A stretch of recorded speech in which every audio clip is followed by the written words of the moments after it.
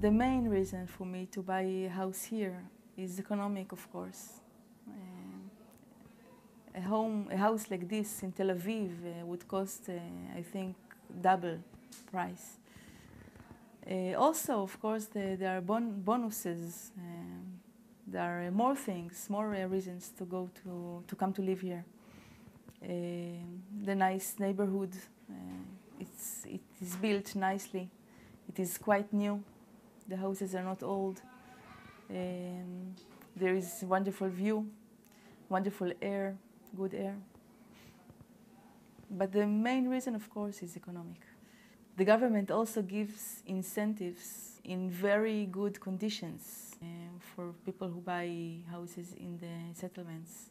Most of the people, including my friends, including me a few years ago, as I said, are not aware of this fact, living in occupied territories, and even if they are aware, they would like to forget it, not to think about it. What Israel did, especially Sharon, that was very smart, Sharon saw that there weren't enough ideological settlers. The religious settlers that really see this as the land of Israel and want to conquer it from the Arabs. There are not that many. And he couldn't get masses of Jews into the occupied territories on an ideological basis. So what he did is he disconnected ideology from settlement. So you have Ma'ale Adumim and Givat Ze'ev and Ariel and Alfei Menashe, a lot of other cities that have nothing to do with settlement or politics. They're normal people living there. They don't even know, half of them, that they're across any kind of a green line, which has been completely eliminated from the Israeli maps. It's a big problem for me, in my eyes, that the people of Pisgat Ze'ev don't even know when a house is demolished nearby and 10 children are without house, which happened just last year.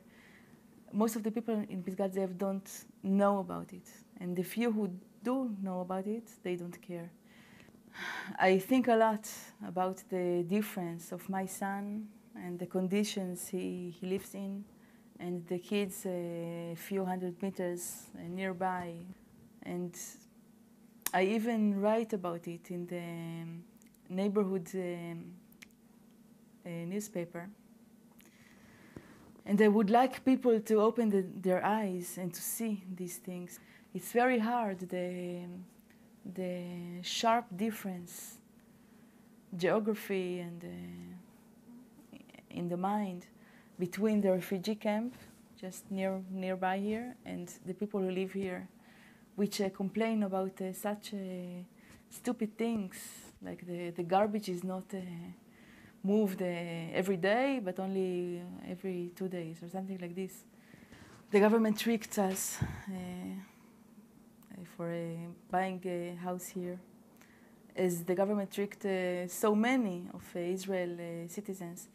If the government offered me some apartment, more or less like this, as I have now, in another place, in Israel, not in the occupied territories, and that would make the peace